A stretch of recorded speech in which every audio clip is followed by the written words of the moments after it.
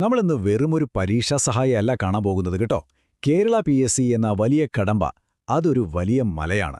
ആ മല കയറാനുള്ള, കൃത്യമായി പറഞ്ഞാൽ കമ്പനി ബോർഡ് LGS പരീക്ഷ എന്ന ലക്ഷ്യം കീഴടക്കാനുള്ള ഒരു ഒന്നാന്തരം മാപ്പാണ് നമ്മളിന്ന് തുറക്കാൻ പോകുന്നത്. ഒരു കിടിലൻ യാത്രയ്ക്ക് തയ്യാറാണോ? നമ്മുടെ ഈ യാത്ര അവസാനിക്കുന്നത് എവിടെയാണെന്നറിയാമോ? ദേ ഈ കാണുന്ന 18 എന്ന നമ്പറിലാണ്. അതെ, 2026 ജൂലൈ 18. അതാണ് നമ്മുടെ ഫൈനൽ ബാറ്റിൽ അഥവാ അന്തിമ പോരാട്ടത്തിന്റെ ദിവസം. കമ്പനി ബോർഡ് LGS പരീക്ഷ നടക്കുന്ന ആ സുപ്രധാന ദിനം. ഇനിയും ഇഷ്ടംപോലെ സമയമുണ്ടല്ലോ എന്ന് കരുതി റിലാക്സ് ചെയ്തിരിക്കാൻ ഇനി നമുക്ക് യാതൊരു അവകാശവുമില്ല. ശരി, അപ്പം നമുക്ക് നേരെ കാര്യത്തിലേക്ക് കിടക്കാം. ഈ 100 മാർക്കിന്റെ വലിയ മല നമ്മൾ എങ്ങനെ വെറും 60 ദിവസം കൊണ്ട് കീഴടക്കും? കേൾക്കുമ്പോൾ തന്നെ ചെറിയൊരു ടെൻഷൻ തോന്നുന്നുണ്ടാവും അല്ലേ? പക്ഷെ ഒട്ടും പേടിക്കേണ്ട. കാരണം വിജയത്തിലേക്കുള്ള വളരെ കൃത്യമായ ഒരു 60 ദിവസത്തെ മാപ്പ് നമ്മുടെ കയ്യിലുണ്ട്. അത് കൃത്യമായി മനസ്സിലാക്കുക എന്നതാണ് ഈ യാത്രയിലെ നമ്മുടെ ആദ്യത്തെ പടി. നമ്മുടെ ആ മാപ്പ് ഒന്ന് പരിശോധിച്ചു നോക്കൂ. ഏറ്റവും വലിയ നിധി എവിടെയാണ് ഒളിഞ്ഞിരിക്കുന്നതെന്ന് ഇതിൽ നിന്നും വളരെ വ്യക്തമാണ്. കണ്ടില്ലേ?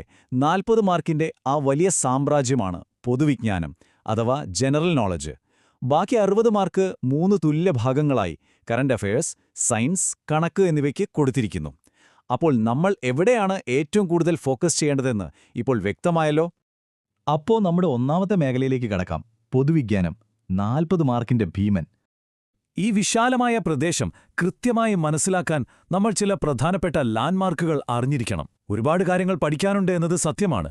എന്നാലും അടിസ്ഥാനപരമായി കേരളത്തിലെ നദികൾ, അണക്കെട്ടുകൾ, വന്യജീവി സങ്കേതങ്ങൾ, പിന്നെ ജില്ലകളുടെ രൂപീകരണം, ഇവിടെ നിന്നാണ് നമ്മൾ തുടക്കം കുറിക്കേണ്ടത്. പിന്നെ നമ്മുടെ കേരള നവോത്ഥാന നായകരായ ശ്രീനാരായണ ഗുരു, അയ്യങ്കാളി, ചട്ടമ്പി സ്വാമികൾ എന്നിവരെക്കുറിച്ചും, വൈക്കം സത്യാഗ്രഹം, ക്ഷേത്രപ്രവേശന വിളംബരം പോലെയുള്ള ചരിത്ര സംഭവങ്ങളെക്കുറിച്ചും വളരെ വ്യക്തമായി തന്നെ പഠിക്കണം. ഇതുകൂടാതെ ഇന്ത്യൻ ഭരണഘടനയിലെ മൗലിക അവകാശങ്ങൾ, ചുമതലകൾ, പഞ്ചായത്തി രാജ്, പിന്നെ 1857 ഒന്നാം സ്വാതന്ത്ര്യ സമരം, ദണ്ഡിയാത്ര, ക്വിറ്റ് ഇന്ത്യ സമരം പോലുള്ള ഗാന്ധിയൻ കാലഘട്ടത്തിലെ പ്രധാന നാഴികക്കല്ലുകളും നമ്മളിതിൽ കവർ ചെയ്യണം. ഓർക്കുക, 40 മാർക്ക് ഇവിടെയാണ്.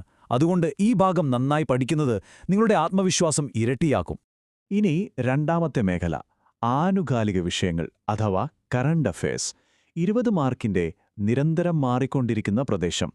ഇത് നമുക്ക് കാണിച്ചു തരുന്നത് നമ്മൾ എപ്പോഴും അപ്ഡേറ്റഡ് ആയിരിക്കണമെന്നാണ്. പഴയ ചരിത്രം മാത്രം പഠിച്ചാൽ പോരാ കേട്ടോ. നമ്മുടെ ചുറ്റും നടക്കുന്ന ഏറ്റവും പുതിയ മാറ്റങ്ങൾ നമ്മൾ അറിഞ്ഞിരിക്കണം. ജ്ഞാനപീഠം, ദേശീയ ചലച്ചിത്ര പുരസ്കാരങ്ങൾ, ഒളിമ്പിക്സ് പോലുള്ള വലിയ വലിയ ഇവന്റുകൾ, അതുപോലെ കേന്ദ്ര സംസ്ഥാന സർക്കാരുകളുടെ പുതിയ ക്ഷേമ പദ്ധതികൾ, പിന്നെ പ്രധാന ഭരണഘടനാ സ്ഥാപനങ്ങളിലെ പുതിയ നിയമനങ്ങൾ, ഇതിലൊക്കെ കൃത്യമായി ശ്രദ്ധ കൊടുത്താൽ ഈ 20 മാർക്ക് നമുക്ക് വളരെ എളുപ്പത്തിൽ പോക്കറ്റിലാക്കാം. പത്രവായനയിലൂടെയും വാർത്തകളിലൂടെയും ദിവസവും നിങ്ങളുടെ അറിവിലേക്ക് ചേർക്കേണ്ട കാര്യങ്ങളാണിവ. മൂന്നാമത്തെ മേഖല, സയൻസ് ആൻഡ് പബ്ലിക് ഹെൽത്ത്, അതായത് വിജയത്തിന്റെ ശരീരശാസ്ത്രം. നമ്മുടെ ജീവന്റെ അടിസ്ഥാനങ്ങളിലേക്ക് ഒന്നു നോക്കാം.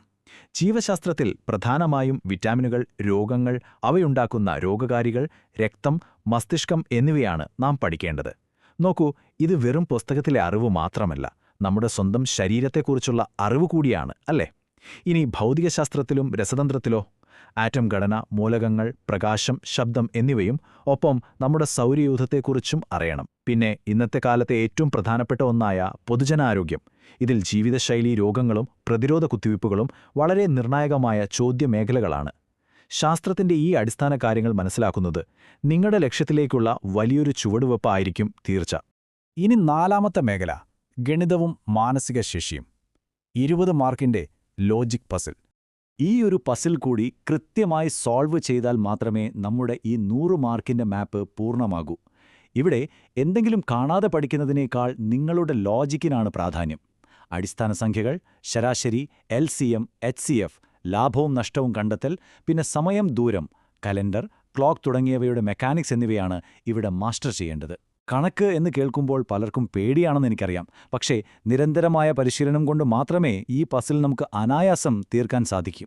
ഒരു കാര്യം ഉറപ്പാണ്, കൃത്യമായി പഠിച്ചാൽ മാർക്ക് സ്കോർ ചെയ്യാൻ ഏറ്റവും ഉറപ്പുള്ള ഭാഗമാണിത്. അങ്ങനെ സിലബസ് എന്താണെന്ന് നമ്മൾ കണ്ടുകഴിഞ്ഞു. ഇനി എങ്ങനെയെന്നതിലേക്ക് വരാം.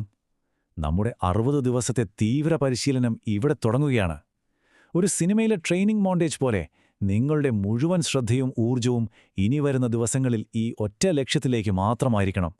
അതെ, ഇതിനായി കൃത്യമായ ഒരു പ്ലാൻ അത്യാവശ്യമാണ്.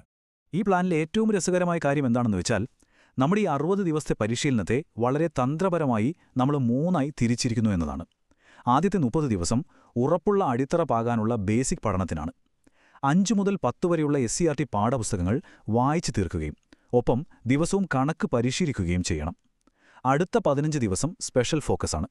അതായത് പരീക്ഷയിലെ നിർണായക വിഷയങ്ങളായ ഭരണഘടന, നവോത്ഥാനം, സയൻസ് എന്നിവയിലെ മുൻകാല ചോദ്യങ്ങൾ ആഴത്തിൽ പഠിക്കണം. അവസാനത്തെ 15 ദിവസം നമ്മൾ ഫൈനൽ ബാറ്റിലിന് തയ്യാറെടുക്കുകയാണ്. പഠിച്ച കാര്യങ്ങളിലെ റിവിഷനും ഒപ്പം എക്സാം ഹാളിലെ ടൈം മാനേജ്മെന്റ് പഠിക്കാൻ ദിവസവും ഒരു മോക്ക് ടെസ്റ്റും നിർബന്ധമായും ചെയ്തിരിക്കണം. അവസാനമായി ഹീറോയുടെ മാന്ത്രിക ആയുധങ്ങൾ, അന്തിമ വിജയത്തിലേക്ക് നിങ്ങളെ നയിക്കുന്ന ചില പ്രായോഗിക തന്ത്രങ്ങൾ. നമ്മുടെ ഒന്നാമത്തെ ആയുധം കറന്റ് അഫയേഴ്സാണ്. കഴിഞ്ഞ ഒരു വർഷത്തെ പ്രധാന സംഭവങ്ങൾ പഠിക്കാൻ ദിവസവും കൃത്യമായി ഒരു അരമണിക്കൂർ മാറ്റിവെക്കുക. രണ്ടാമത്തത് റാങ്ക് മേക്കർ ചോദ്യങ്ങൾ. പരീക്ഷകളിൽ ആവർത്തിച്ചു വരുന്ന ചോദ്യങ്ങൾ വെറുതെ വായിച്ചു പോകരുത്. അതൊരു നോട്ട്ബുക്കിൽ എഴുതി തന്നെ പഠിക്കണം. ഈ എഴുതുന്ന ശീലം നിങ്ങളെ കാര്യങ്ങൾ ഓർമ്മയിൽ നിർത്താൻ ഒരുപാട് സഹായിക്കും. മൂന്നാമതായി ഗണിതം. സൂത്രവാക്യങ്ങൾ വെറുതെ കാണാതെ പഠിക്കാതെ ധാരാളം കണക്കുകൾ സ്വയം ചെയ്തു തന്നെ പഠിക്കുക. വെറുതെ വായിക്കുന്നതിനേക്കാൾ എഴുതുന്നതും ഇതുപോലെ പ്രായോഗികമായി പരിശീലിക്കുന്നതുമാണ് നിങ്ങളുടെ ഉയർന്ന റാങ്ക് തീരുമാനിക്കുന്ന യഥാർത്ഥ മാജിക് ടൂളുകൾ. അപ്പോൾ നമ്മൾ അവസാനത്തെ ആ വലിയ ചോദ്യത്തിലേക്ക് എത്തുകയാണ്. നമ്മുടെ സിലബസ് എന്ന മാപ്പും പരിശീലനത്തിനുള്ള ആയുധങ്ങളുമെല്ലാം ഇപ്പോൾ തയ്യാറാണ്. ഈ ഇതിഹാസയാത്രയുടെ ആദ്യത്തെ ദിവസം, അതായത് ഡേ 1, ഇന്ന് തന്നെ തുടങ്ങാൻ നിങ്ങൾ തയ്യാറാണോ? സമയം അതിവേഗം മുൻപോട്ട് പോവുകയാണ്. അതുകൊണ്ട് ഒട്ടും കാത്തിരിക്കരുത്. ആ 100 മാർക്കിന്റെ വലിയ ലക്ഷ്യത്തിലേക്ക് ഇപ്പോൾ ഈ നിമിഷം തന്നെ നിങ്ങളുടെ യാത്ര ആരംഭിക്കുക. എല്ലാവർക്കും മികച്ചൊരു വിജയം ആശംസിക്കുന്നു. മുന്നേറുക.